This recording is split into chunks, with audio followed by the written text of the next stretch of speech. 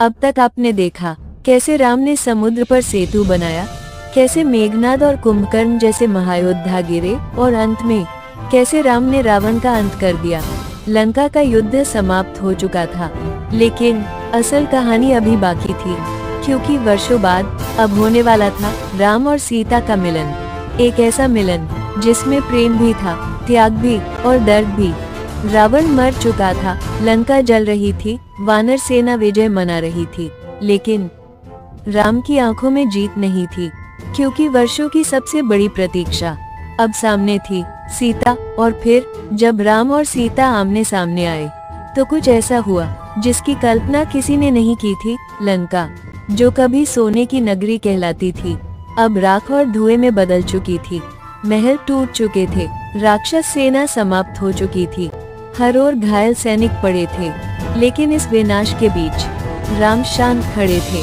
उनकी आंखें युद्धभूमि पर नहीं, कहीं और थी। लक्ष्मण धीरे से बोले, भैया, युद्ध समाप्त हो चुका है। राम ने धीमे स्वर में कहा, युद्ध समाप्त हुआ है लक्ष्मण, लेकिन मेरे हृदय का संघर्ष अभी बाकी है, क्योंकि अब वर्षों बाद राम सीता से मिलने जा रहे थे। अशोक वाटिका, जहाँ कभी राक्षसियों की हंसी गूंजती थी, आज वहाँ अजीब सन्नाटा था। सीता उसी वृक्ष के नीचे बैठी थी, कमजोर, थकी हुई, लेकिन टूटी नहीं थी। उन्होंने हर दिन, हर रात सिर्फ एक नाम लिया था, राम। तभी हनुमान वहां पहुंचे। उनकी आंखों में खुशी थी। उन्होंने झुककर कहा, माता, प्रभु ने रावण का अंत कर दिया। सीता कुछ क्षण तक शांत रही, फिर उनकी आंखों से आंसू बहने लगे। उन्होंने आकाश की ओर देखा। प्रभु, आप आ गए। हनुमान सीता को देख रहे थे। उन्हें याद आया जब पहली बार वे इसी वाटिका में आए थे, जब सीता निराश बैठी थी, और आज वर्षों बाद उनकी आंखों में आशा लौट आई थी। हनुमान की आंखें भी भर आईं। उन्होंने मन ही मन कहा, धन्य है प्रभु, जिनके लिए माता ने इतना कष्ट सहा। लेकिन जब सीता राम के सामने पहुंची तो पूरी सभा स्तब्ध रह गई। पूरा वातावरण शांत था।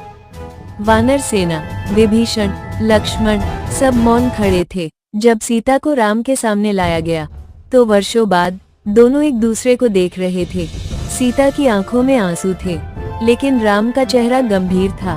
उन्होंने धीमे स्वर में कहा, मैंने अपना कर्तव्य निभाया है, मैंने तुम्हें मुक्त करा दिया, लेकिन दुनिया के प्रश्न अभी बाकी हैं। ये सुनकर पूरी सभा स्तब्ध रह गई। हनुमान की मुठियां भींच गई, लक्ष्मण की आंखें भर आईं। सीता समझ गई। उन्होंने शांत स्वर में कहा, प्रभु, यदि मेरी आत्मा सदैव पवित्र रही है तो अग्नि भी मुझे छू नहीं पाएगी। चारों ओर सन्नाटा छा गया। अग्नि प्रज्वलित की गई, लपटें आसमान तक उठने लगी। वानर सेना भयभीत थी, कुछ सैनिक रो रहे थे। हनुमान आगे बढ़े, प्रभु, माता को ये परीक्षा देने की आवश्यकता नहीं। लेकिन राम शांत रहे, क्योंकि वे जानते थे ये परीक्षा दुनिया के लिए थी, सीता के लिए नहीं। सीता धीरे धीरे अग्नि की ओर बढ़ी। उनके कदमों में भय नहीं था, सिर्फ विश्वास था। उन्होंने आंखें बंद की और अग्नि में प्रवेश कर गई। पूरी सभा चीख उठी। कुछ क्षणों तक सिर्फ आग दिखाई दी, फिर अचानक पूरा आकाश दिव्य प्रकाश से भर गया। देवताओं की आवाज गूंजी, सीता पुनर्तः पवित्र है। और तभी अग्नि शांत हो गई। सीता सुरक्षित बाहर आई।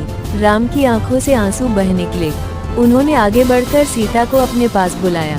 अब सब समाप्त हो चुका था। रावण का अंत, युद्ध का अंत। राम ने विभीषण को लंका का राजा बनाया।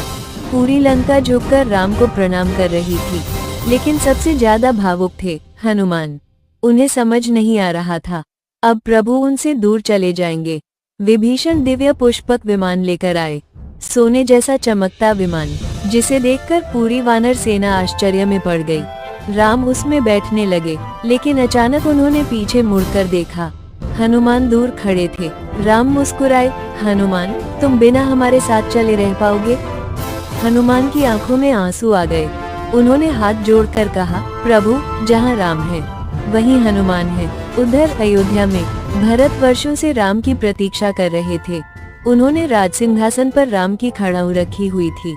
उन्होंने प्रण लिया था, यदि 14 वर्ष पूरे होने पर प्रभु नहीं लौटे तो मैं जीवित नहीं रहूंगा। समय समाप्त होने वाला था। पूरी अयोध्या रो रही थी। तभी आकाश में दिव्य प्रकाश दिखाई दिया। प्रभु राम लौट आए। पूरा अयोध्या जयकारों से गूंज उठा। हर ओर दीप जल उठे, फूल बरसने लगे। भरत दौड़ते हुए आए। उन्होंने राम को गले लगा लिया। दोनों भाइयों की आंखों में आंसू थे। उस रात पूरा अयोध्या दीपों से जगमगा उठा। ऐसा लग रहा था मानो धरती पर तारे उतर आए हों। लोग नाच रहे थे, भजन गा रहे थे। हर ओर सिर्फ एक ही आवाज थी, जय श्री राम। और तभी से दीपावली मनाई जाने लगी। अगले दिन राम का राज्याभिषेक हुआ। ऋषि मुनि, देवता और पूरी अयोध्या उपस्थित थी। धीरे धीरे राम राज्य शुरू हुआ। जहाँ कोई दुखी नहीं था, कोई भूखा नहीं था, हर ओर न्याय था। रात गहरी हो चुकी थी। अयोध्या उत्सव में डूबी हुई थी। हर ओर दीप जल रहे थे, भजन गाए जा रहे थे। लेकिन राजमहल के एक शांत कोने में हनुमान अकेले बैठे थे। उनकी आंखें सिर्फ राम को देख रही थीं। प्रभु सिंहासन पर बैठे थे। पूरा अयोध्या उनकी जय जयकार कर रहा था। लेकिन हनुमान के मन में अजीब सी शांति थी। उन्होंने धीरे से अपने सीने पर हाथ रखा, जहाँ सिर्फ एक ही नाम था, राम। तभी जामवंत वहाँ आए।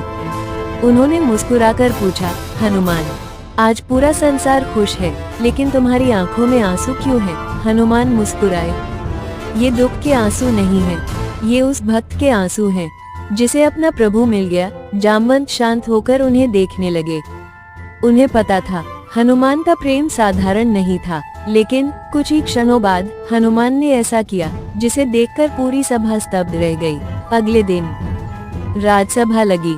ऋषि मुनि, मंत्री, वानर सेना सब उपस्थित थे। सीता ने मुस्कुराकर कहा, हनुमान, तुमने हमारे लिए जो किया उसका ऋण कभी नहीं चुकाया जा सकता। फिर उन्होंने अपने गले से एक बहुमूल्य मोतियों का हार उतारा और हनुमान को दे दिया। पूरी सभा तालियों से गूंज उठी। लेकिन तभी हनुमान ने हार को ध्यान से देखना शुरू किया। एक एक मोती को तोड़ने लगे। सभा चौंक गई। लक्ष्मण बोले, हनुमान, तुम ये क्या कर रहे हो? हनुमान शांत स्वर में बोले, मैं देख रहा हूँ, क्या इन मोतियों में मेरे प्रभु राम का नाम है?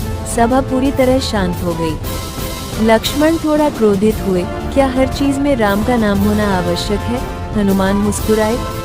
उन्होंने धीरे से कहा, जिसमें राम नहीं उसका मेरे जीवन में कोई मूल्य नहीं। ये सुनकर पूरी सभा भावुक हो गई।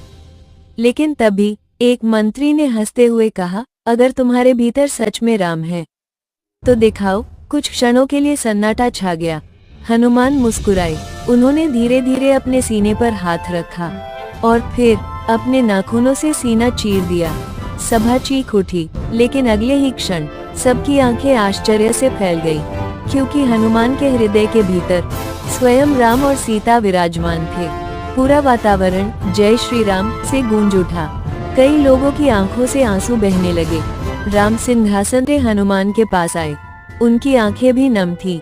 उन्होंने हनुमान को गले लगा लिया।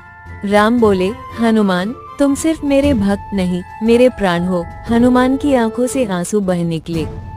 उन्होंने झुककर कहा, प्रभु, मुझे स्वर्ग नहीं चाहिए, मुझे शक्ति नहीं चाहिए, बस जन जन तक आपके चरणों में स्थान मिल जाए। पूरी सभा भावुक हो चुकी थी। ऋषि मुनि तक रो रहे थे।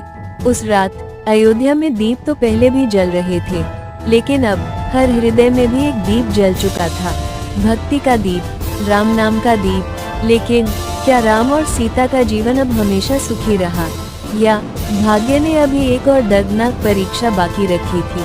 सीता का वनवास, लवकुश और राम का सबसे कठिन निर्णय अगर जानना चाहते हैं तो जुड़े रहिए अगले भाग में।